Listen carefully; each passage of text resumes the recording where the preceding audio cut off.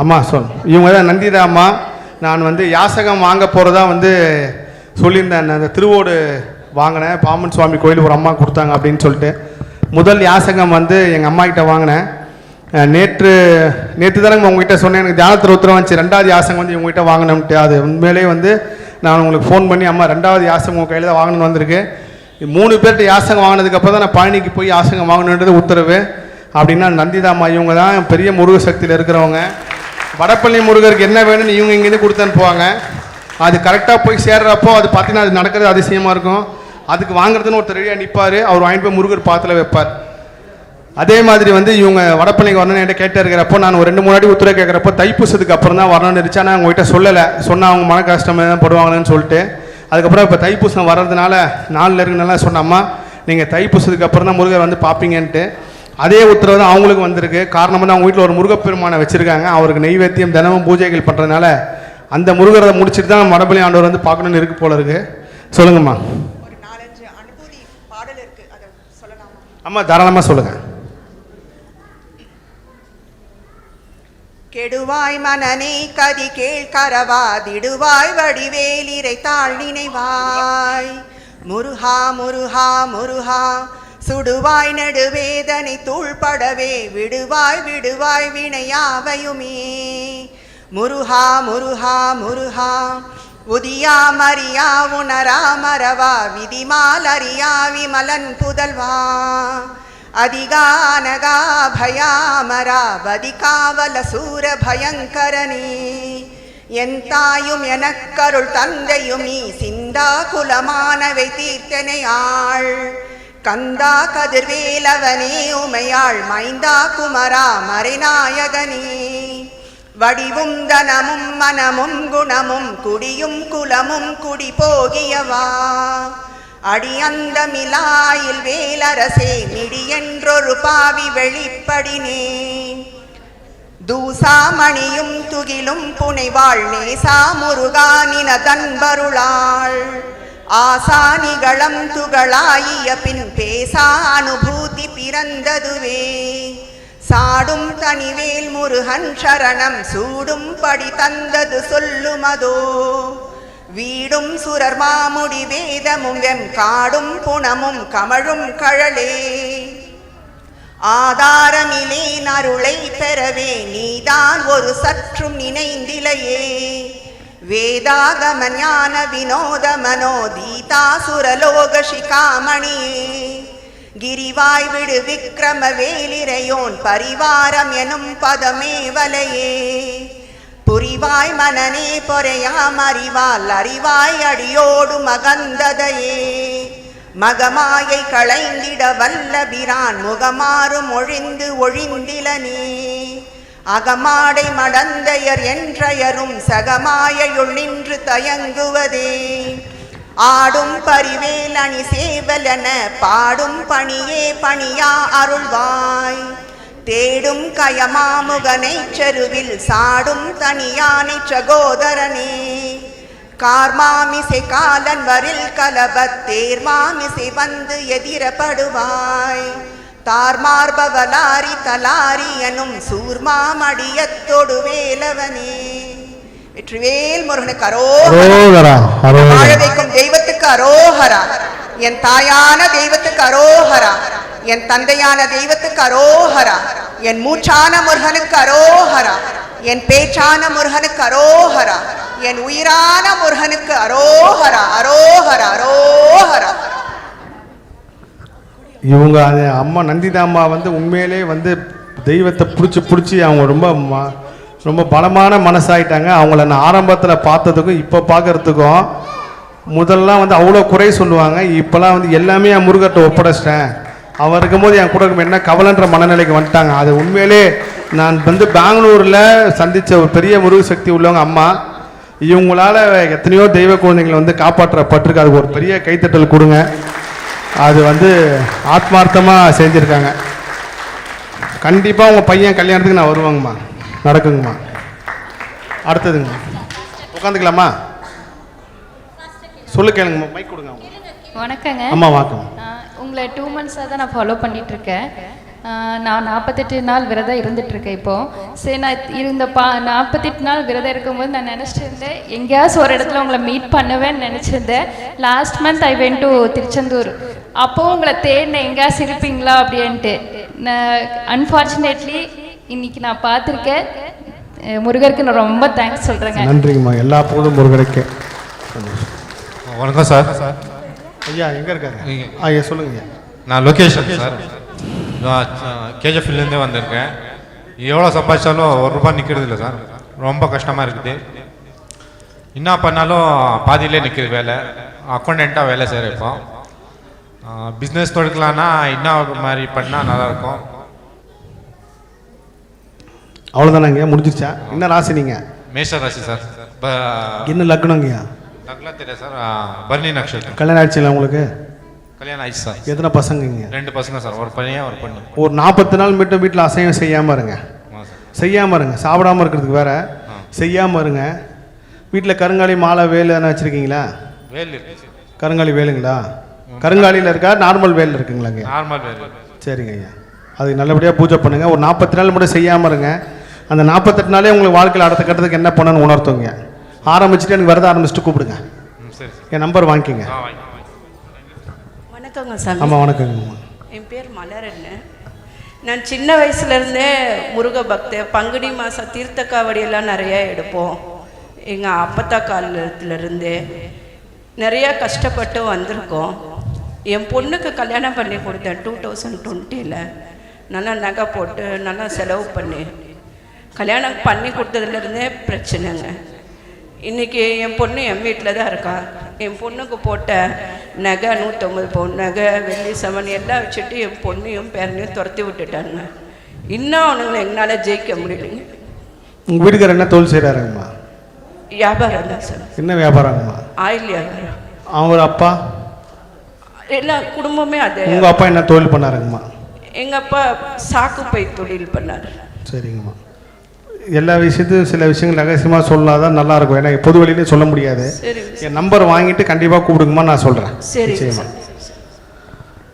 ஐயா அடுத்தது. ஐயா ஒரே ஒரு சின்ன விஷயம். ராகேஷ் அண்ணா வந்து இங்கேருந்து சபரிமலை, பெங்களூர்லேருந்து சபரிமலை வரைக்கும் நடந்து பாத யாத்திரை போகிறாரு. அவரோட குருசாமி வந்து 23 இயர்ஸாக பாத யாத்திரை போகிறாங்க. நிறைய யங்ஸ்டர்ஸை வந்து ஆன்மீக வழியில் கூட்டிகிட்டு போகிறாங்க. நீங்கள் தான் 23 வருஷம் சபரிமலை பாதத்தை தொட்டுறீங்களே, பெரிய விஷயம். ஐயாவுக்கு ஒரு பெரிய கைத்தட்டும். இந்த பாதம் வந்து அவ்வளோ புண்ணியம் பண்ண பாதம். 23 வருஷம் சபரிமலையை போய் பாதம் அவர் தொட்டிருக்குன்னா நிச்சயமாக ரொம்ப சந்தோஷங்கய்யா. சபரிமலை யார் வேணாலும் போகலான்றதை தாண்டி நான் வந்து இந்த முருகர் ஆராய்ச்சியில் ஒரு ரொம்ப ரொம்ப முக்கியமான இடம் வந்து கேரளா வருது. கேரளா எப்படின்னு பார்த்தீங்கன்னா, அங்கே நம்ம மகாவிஷ்ணு வந்து முருகப்பெருமானுக்காக நிறைய விஷயங்கள் பண்ணியிருக்காரு. அதில் ஒரு முக்கியமான இடம் சபரிமலை. அது இயற்கையே அந்த விஷயத்தை வந்து உணர்த்தும். எதிர்காலத்தில் ரொம்ப சக்தி வாய்ந்த ஒரு புண்ணிய பூமி. அந்த இடத்துக்கு நடந்து போயிருக்காருன்றப்போ பாத யாத்திரை உலகத்தில் முதல் நடந்தவரே முருகப்பெருமான் தான். அதனால தான் முருகருக்கு பாத யாத்திரை எல்லாரும் சொன்னாங்க. சொல்லும் போது எனக்கு புள்ள இருக்குது. இந்த உலகத்தில் முதல்ல பாத யாத்திரை நடந்து அது எங்கேருந்து வர்றாரு? கைலாயத்தில் தமிழ்நாட்டுக்கு முருகர் வர்றாரு. மயில் மேலே பறந்து வரலாம் சொல்லுவோம், கிடையாது. அவர் பாத யாத்திரையை வந்தார். முருகப்பெருமான் எல்லா இடத்துலையும் பாதம் பண்ணியிருக்காரு. அவரோட பாதம் வச்சிருக்கு. அதில் முதல் பாதம் வந்து நம்மளோட இந்த சவுத் இந்தியான்ற ஒரு பெரிய இடத்துல இருக்கு. அதில் அந்த பாத யாத்திரை நடக்கிறதுக்கு பெரிய ஒரு புண்ணியம். அந்த பாதம் வந்து அவ்வளோ புனிதமான ஒரு பாதம். அதே மாதிரி ஐயாவும் அவர் கூட போன எல்லாருக்கும் ஒரு பெரிய கைத்தட்டல் கொடுங்க. சந்தோஷங்க சாமி. பாத யாத்திரை போகிற பாக்கியம் எனக்கு ஐயப்பா கொடுத்தாருங்க. நாங்கள் நிறைய டைம் பாத யாத்திரை போயிருக்கோம். போகிற வழியில் பழனி பக்தருங்கெல்லாம் நாங்கள் ரெகுலராக பார்ப்போம். அந்த 100-150 கிலோமீட்டரில் திண்டுக்கல், தேனி, பெரியகுளத்தில் அவங்கள எங்களை பார்த்துட்டு சுவாமியை சரணம் ஐயப்பான்னுவாங்க. நாங்களை பார்த்து கந்தனுக்கு அபியால கோஷம் சொல்லிட்டு போயிருக்கோம். எனக்கு முன்னே போனவங்கெல்லாம் நான் 2-3 டைம் குரூப்பு பழனி போயிருக்காங்க. என் தம்பி ராகேஷ் எப்போ ஐயாவை சந்திச்சாரோ நானும் போகணும்னு நினைக்குவேன். பாத யாத்திரை போகிறோம், கிட்ட தான் போவோம். எங்களுக்கும் 30 கிலோமீட்டர் டிஸ்டன்ஸ் தான் இருக்கும். பழனிக்கு போகலான்னு நினைப்போம். என்னால் போக முடியல. என் தம்பி ராகேஷ் வந்து போன வருஷம் என்ன கேட்டார், அண்ணா அடுத்த முறை நம்ம பழனிக்கு போயே போகிறோம். சரி போகலாம் அப்படின்னு சொன்னேன். ஐயா அருளாலையும் என் தம்பி ராகேஷ் அருளாலையும் பழனி யாத்திரை முடிச்சேன். சாத்தியம் தான் நினச்சேன். ஆனால் கிட்டத்தட்ட 22 நாள் பயணமாக போயிட்டு வந்திருக்கான்ட்டு வந்து நிச்சயமாக நான் சாதாரண மனிதர்களுக்கு அந்த சக்தி வராது. அந்த இறை சக்தி இவங்க உடம்புல இறங்கி நடக்க வச்சா மட்டும்தான் இது முடியும். ஏன்னா பாத யாத்திரை வரவங்க வந்து எத்தனையோ பேர் பாதையில் முடியாமல் பஸ்ஸெல்லாம் போனவங்க நான் பார்த்துருக்கேன். ஆனால் இவங்க முழுக்க அந்த பயணத்தை கம்ப்ளீட் பண்ணியிருக்காங்க. ரொம்ப சந்தோஷங்க. நீங்கள் உண்மையிலே வந்து இந்த மாதிரி ஒரு ஐயப்பன் நிகழ்ச்சி நீங்கள் நடத்துங்க, அதுக்கு நான் வரேன் அடுத்த வருஷம் கார்த்திகை மாதம். சந்தோஷங்க.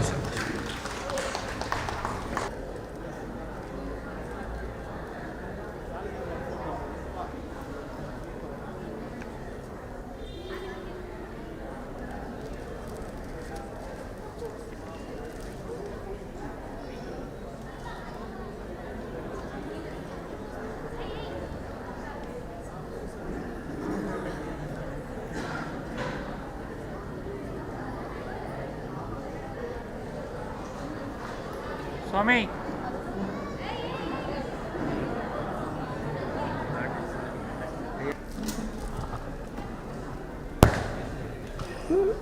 ஒரு இந்த படம் வந்து ஒரு அற்புதமான படம்.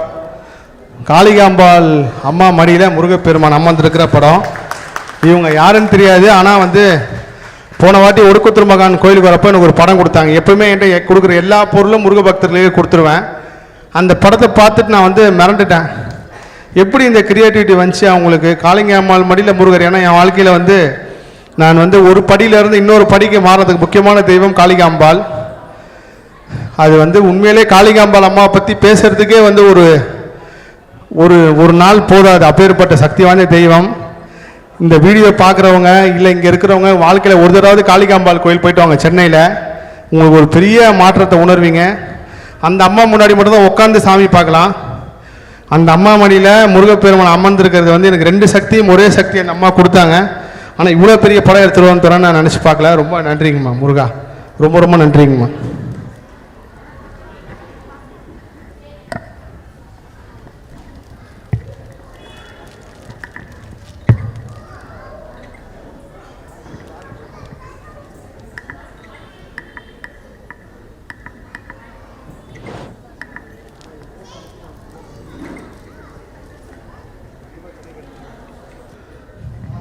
ரொம்ப நேரம் காத்திருக்கீங்க, தாமத்துக்கு மன்னிச்சுக்கணும். இந்த ஒரு நிகழ்வு முடிச்சதுக்கப்புறம் நம்ம எல்லாருமே கண்டிப்பாக பார்த்துடலாம்.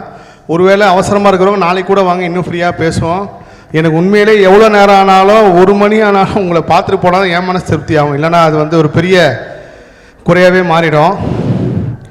முதல்ல சொன்ன இந்த நிகழ்ச்சி நடத்தின ஏற்பாட்டில் இருந்த முருகர் வருவார் நிகழ்ச்சி நடத்துகிற ஏற்பாட்டில் இருந்து ஒரு பெரிய கைத்தட்டல் கொடுங்க. இன்னும் கொஞ்சம் அதிகமாக கொடுங்க. ஏன்னா இந்த கலியுகத்தில் வந்து பக்தி நிகழ்ச்சி நடத்துறது ரொம்ப கஷ்டம். எனக்கு வந்து ஒரு கொள்கை இருக்குது. நான் வந்து ஒரு தயாரிப்பாளர், நல்ல பொருளாதாரம் கொடுத்துருக்காரு, எல்லா வசதியும் கொடுத்துருக்காரு.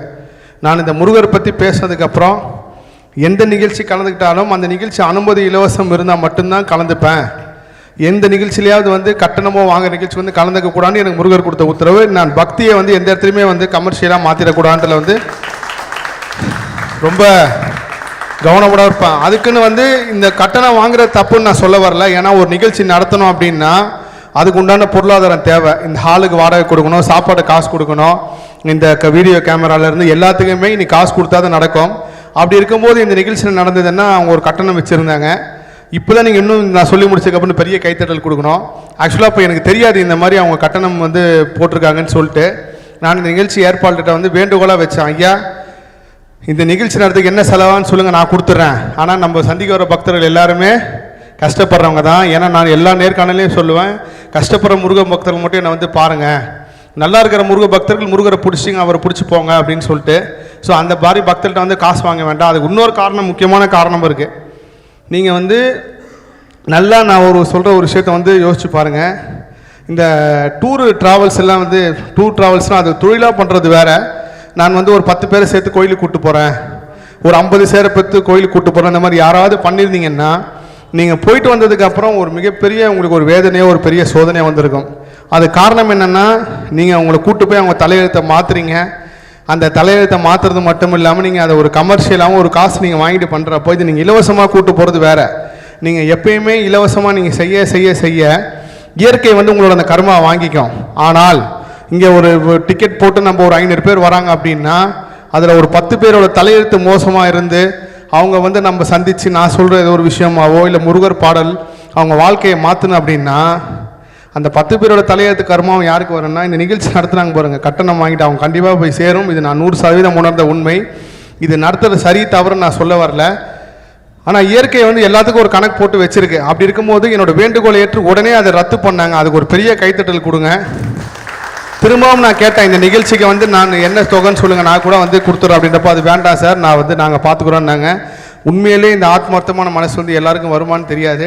அதே சமயத்தில் இப்படி நிகழ்ச்சி நடத்துகிறவங்கள நான் எந்த குறையுமோ அப்படி செய்கிற தவறுன்னு சொல்ல வரல. ஆனால் நம்ம யாரோட தலையெழுத்தையும் மாற்றணும் அப்படின்னு முயற்சி பண்ணிட்டீங்கனாலே அந்த விதி நம்மளுக்கு வரும், அந்த கர்ம வினை நம்மளுக்கு வரும். ஆனால் இவங்க இன்றைக்கி அதை இலவசமாக பண்ணியிருக்கிறதுனால கண்டிப்பாக இயற்கை முருகப்பெருமானம் எல்லாரோட தலையெழுத்தையும் மாற்றி நம்ம எல்லாரும் அடுத்த கடத்துக்கு கொண்டு போய் அடுத்த வருஷம் தைப்பூசம் இன்னும் பிரம்மாண்டமாக பல ஆயிரம் பேரோடு நடக்கும்னு சொல்லி நான் நம்புகிறேன். ரொம்ப நன்றி. நீங்கள் எப்போ பக்தி நிலையை பரப்புறீங்களோ அப்போ வந்து ஒரு பெரிய பண இக்கட்டில் போய் மாற்றிப்பீங்க. பணப்பிரச்சனை வந்து உங்களுக்கு வரும். அந்த பணப்பிரச்சனைலாம் ஒரு பெரிய அவமானம் வரும். அவமானம் வந்ததுக்கப்புறம் இந்த நேரத்தில் போய் கோயிலுக்கு போகலாமா வேணாமா, சாமி கும்பிடணுமா, இப்படியெல்லாம் உன்னை கும்பிட்டு இவ்வளோ டென்ஷனாக நான் வரணுமான்ற ஒரு எண்ணம் தான் வரும். உங்களை யார் அவமானப்படுத்தினாலும் சரி, எவ்வளோ மோசமான வகையில் நடத்தினாலும் எல்லாத்தையும் ஒரு 1/2 மணி நேரம் ஒதுக்கி வச்சுட்டு கோயிலில் முருகத்தை வந்து பார்த்துருங்க. ஏன்னா அதுதான் உங்களோட ஊழ்வினை கர்மனை மாற்றக்கூடிய மிகப்பெரிய ஒரு கர்மா டிரான்ஸ்ஃபர் ஆகிருக்கும்ன்றது வந்து நான் கர்ம ஆராய்ச்சி நான் உணர்ந்த உண்மை.